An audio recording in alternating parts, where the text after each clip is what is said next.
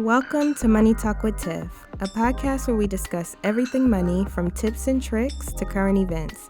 Follow me on my journey to become debt-free and meet other cool people along the way. I am your host, Tiffany Grant. Now let's talk money. Hey everyone, and welcome to another episode of the Money Talk with Tiff podcast. Today I have Shereen Kassam on the line, and she's a national touring stand-up comedian. She has performed worldwide on stages from New York to Saigon, as well as appeared on HBO and opened for Arsenio Hall. We have a celebrity, y'all. Shereen is also the host of Creative Breakthrough, a podcast which features in-depth conversation with creatives across entertainment, business, fashion, design, and the arts. When Shereen is not performing or podcasting, you can find her at Walt Disney World, where she is a strategy manager. In addition, she recently started an e-commerce business, which we'll talk about later in the CBD space. I'm so excited to have you on, Shereen. Yeah, I'm so excited to be here. Awesome. So you are like the embodiment of a serial entrepreneur, a serial side hustler, and I love it. So I want to talk about how you, just why you decided, because I think it's very interesting why people decide to start side hustling while they're working full time. So I think part of your story, I think I want to start there. So what made you decide to start side hustling? Honestly, I wanted to have freedom. I wanted to be able to feel comfortable that if anything ever happened to my full-time job, I could be self-sufficient. And I say that because I was laid off from my job in 2009. And I remember how painful and confusing it was, what it took, like the period of time, and it came out of the blue. And I just remember thinking, like, I dedicated my whole life at that point, like everything to this company, right? And it didn't matter at the end of the day. They just let me go, and that can happen at any time. And so I just always wanted to have a safety net per se. And then I also have so many interests, and I feel like sometimes when you have a real job, you're so siloed or pigeonholed into doing one thing, and it's like you can do so many other things. And how do you get that experience? Because another example is, like, I was working in I work for Disney, and I was in sales, and I didn't want to be in sales. I got reworked into sales, and then I couldn't get out because everybody thought I was a salesperson. And so then I was like, now I've got to recreate myself, right? And how do you recreate yourself? How do you create a new skill set and prove yourself? And the only way you can do that is if you side hustle. Oh my gosh, that is so true. So I want to hit on a couple of points there. So going back to the 2008-2009 crisis. So I was in high school, actually graduating high school in 2009, but I say that because seeing people going through the layoffs and things like that, I feel like that has formed my opinion, I guess, of companies. And so going through that time period and seeing what people were going through, like yourself, I'm like, these companies don't have no loyalty to you.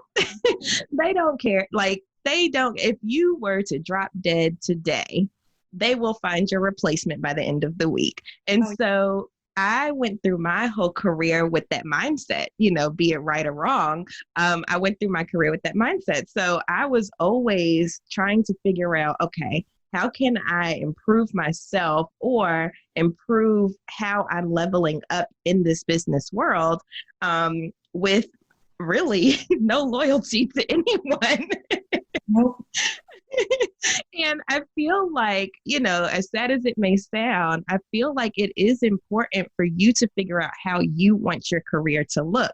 And so I'm glad you came to that conclusion. It's crazy that something drastic had to happen, but that's what I tell people. Innovation comes from necessity. And so when you saw that, okay, I was just let go, like I was just a piece of meat kicked to the curb, and you were like, okay, I got something for you.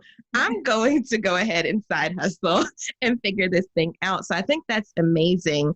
And another part that I wanted to highlight there was when you're in jobs, because, I was in HR before I started doing this, and it amazes me how talented people are, but they either don't see it for themselves or they're too scared to move and do something else. So like from the outside looking in at people, I could see, oh my gosh, you would be amazing in this department. Like, why are you over here? But for them, they're just like, oh, I'm in my happy place. Like, you know. So I highly recommend that people like do exactly what you did and use side hustling as a way to build additional skills. And that way you can open up opportunities, whether it's at your current employer or at a new one. Exactly. I think it's side hustling is so cool because you get to frame your own job description. Exactly. And you control your earning potential. That's the key part too, because if you, like, I just had this conversation the other day, but if you look at a job, they tell you what your salary is going to be or your hourly rate. And that's just what it is. When you work for yourself or you're side hustling, you know, you can control what you're going to make. So if you want to make more money, well, guess what? Just go harder, you know? 100%.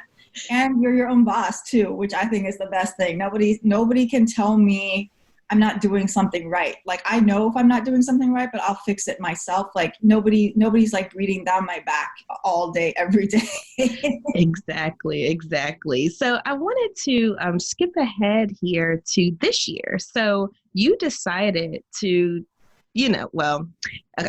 Let me just give people a brief of your story this year. So you were furloughed from your job due to COVID. And a lot of people are in that situation right now or were in that situation. And what you decided to do was to turn your side hustle into your full-time thing. So take us through that idea and that strategy. Like, how did you take that extra time and start allocating it to this side hustle that you made your full hustle? Yeah, sure. So yeah, I got furloughed from my job in April, and furlough just means laid off, but they were paying my health insurance, which is a really good thing. Mm-hmm. And I was lucky. I had my side hustle. I started an e-commerce business in the CBD space last year, actually in March of 2019. And it was kind of just when I started it, I was like all excited and gung ho, and I was like, I'm going to prove to. At that time, I had a leader at work who told me that I was never going to amount to anything in my life, and I had no hustle. She didn't use the word hustle. What do white people use instead of hustle? She said I had no drive. She literally would always say, "You have no drive. You shouldn't even be here." And so I was like, I'm going to start this business, and I'm going to show her. And then I got lucky, and I got my dream job. And so then the side hustle really became my side hustle. It kind of was just running on its own for the last year, and it was doing fine, but I wasn't really investing time into it. And then April 2020, I got furloughed, and I was like freaking out because I was like, oh my goodness, I got a mortgage to pay. I got school loans to pay. I shop at Whole Foods. Like, how am I going to keep my lifestyle together? I mean, I've learned how to do all that budgeting now, but it's been great because I've been able to learn so much in the last couple of months just around like, how do you grow an e-commerce business? There's so many aspects to it, right? It's not just picking a product and throwing it up on a website. It's how do you do email marketing? How do you do digital marketing? How do you do social media marketing? And there's such a wealth of information out there on the internet. And I just never had the time to sit down and go through all that material. And so I've been blessed that I've had that time now to go through it. And I've grown the business 3 times. Like even my dad's not the most supportive person sometimes. And he's like shocked. He's like, how did you do that? And I'm like, I just took what I learned on the internet and I started plugging it away, and it's working. And what I really learned, which is the most fascinating thing, is that there's so many people out there trying to sell you these services, and they do these free consultations. And it's amazing because if you have done your research and you know the information, like you understand what they're going to talk to you about, you can really pick their brain, and they don't realize you're picking their brain. They think you're just an inquisitive person making sure you're going to get the best deal for your buck. And I've gained so much knowledge just from these people trying to sell me stuff. And so I really encourage people, like, utilize all that free knowledge. It's amazing how much free knowledge is out there to help you turn your side hustle into a full-time job.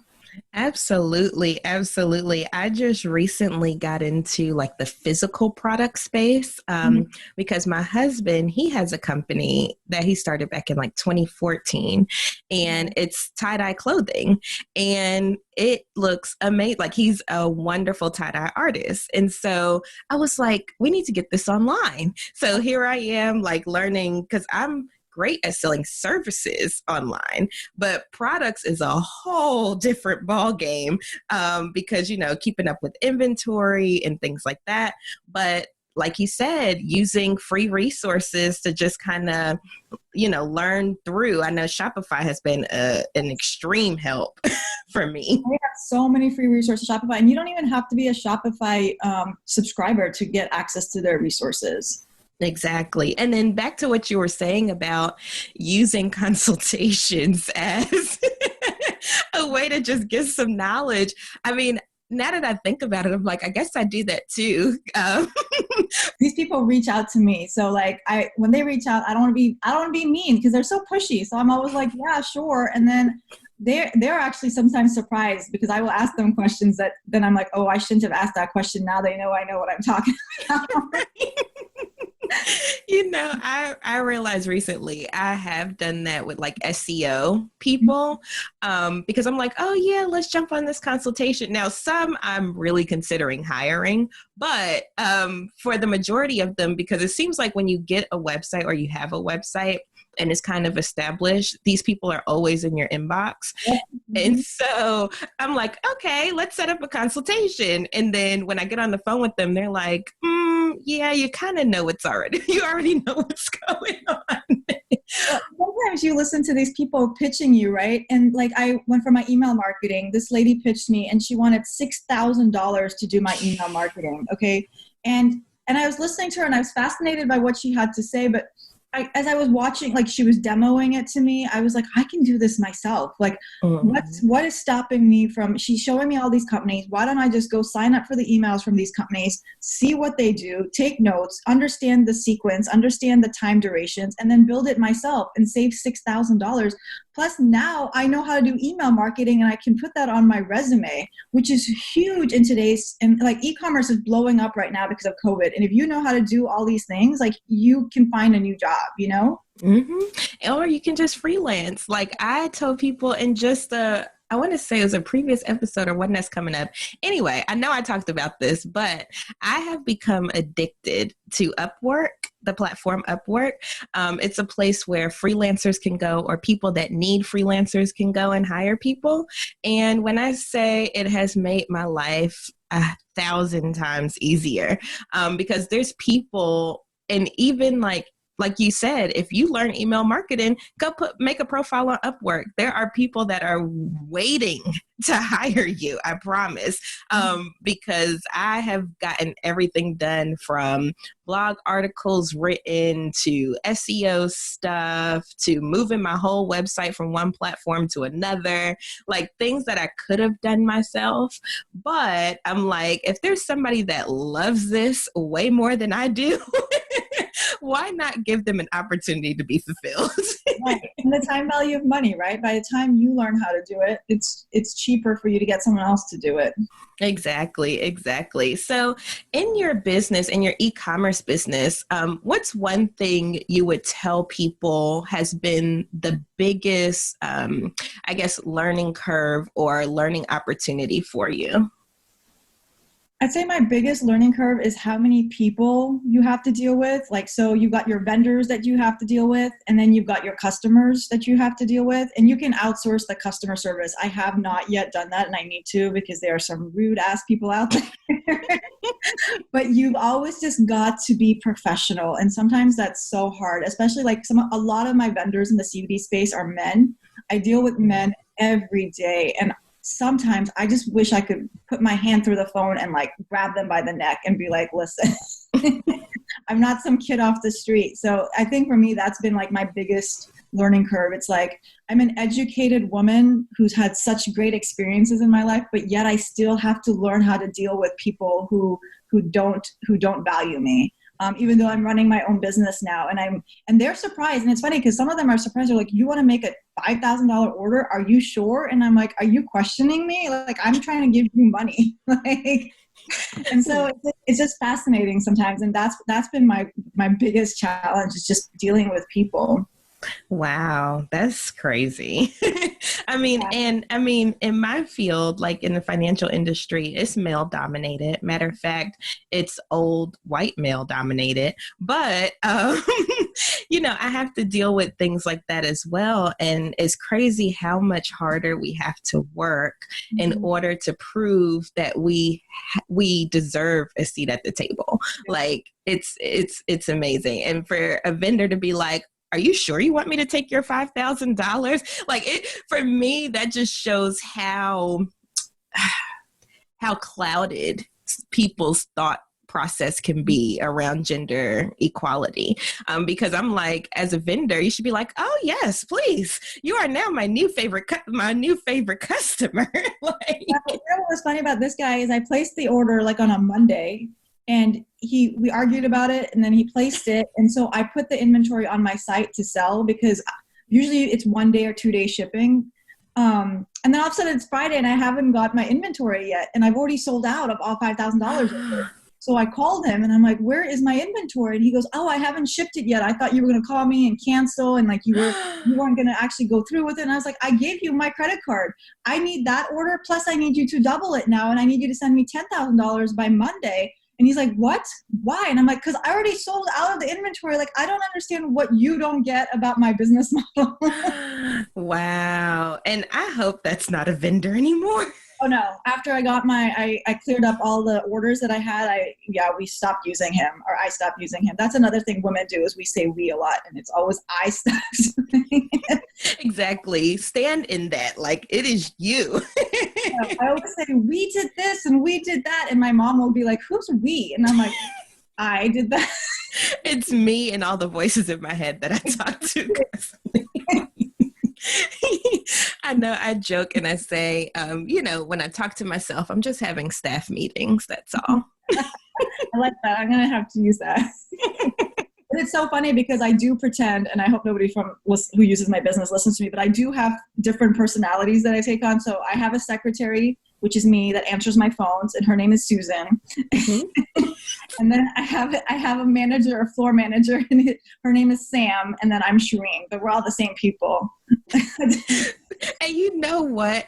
Like, you're saying it out loud right now, but this is the second time I've heard that, actually. And the first time I've heard it was from a white male doing a presentation. He has now like 600 employees. He's a big company here in my local, city. And he was like, he started out by buying one of those systems where you press 1 for sales, press 2.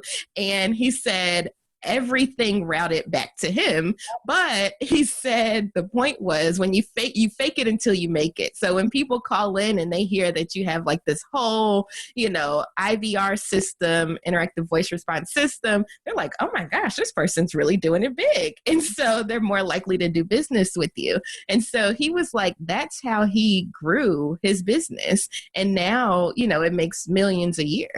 Yeah. And just for people who are like, I don't have money for that, Google phone call or whatever it's called will give you that number and you can pay for that. I think it's like $20 a month to add that service. Oh, I'm taking notes right now. You can route it right to your cell phone. So like if somebody calls a different number, like the Google Voice number that you get, they press 1, they want to talk to sales, and it'll come to your phone, but you can set up a separate voicemail that's business related. And you can decide if you want to answer or not answer. Oh my gosh, mind blown, because I'm over here because my cell phone number is everywhere. And so I'm answering and I'm like, I don't know if it's a personal call. I don't know if it's a business call. I don't know if it's one of these telemarketers or these timeshare people that have been calling me at least 5 times a day. I'm like, I don't know who's who. And so I'm like, I need that. So definitely going to check that out. Listeners, check that out. So Shereen, this has been an awesome interview. Thank you so much for coming on. How can people find you if they're interested in learning more about you or learning more about your CBD products? Yeah, sure. If you want to talk to me, you can visit me at funnybrown.girl.com. And from there, you'll find my social and my podcast on creativity. On all social media, I'm Funny Brown Girl. And then if you want to learn more about CBD, you can hit up mypaincenter.com. And happy to answer any questions on e-commerce, Shopify. Just hit me up at mypaincenter.com or at funnybrown.girl.com. Either way, it all comes to Susan, Sam, or Shereen, and I'll answer. I love it. Thank you so much, Shereen. I will have all of those links in the show notes. It's been a pleasure. We laughed. We had some good gems dropped, and I'm sure people would love this episode. Well, thank you for having me. This was a blast. Oh, no problem. Have a good day. You too. Bye. Thank you for listening to the Money Talk with Tiff podcast. For free resources and materials, head over to moneytalkwitht.com. And while you're there, why not sign up for our newsletter so you'll never miss an episode? Talk to you soon.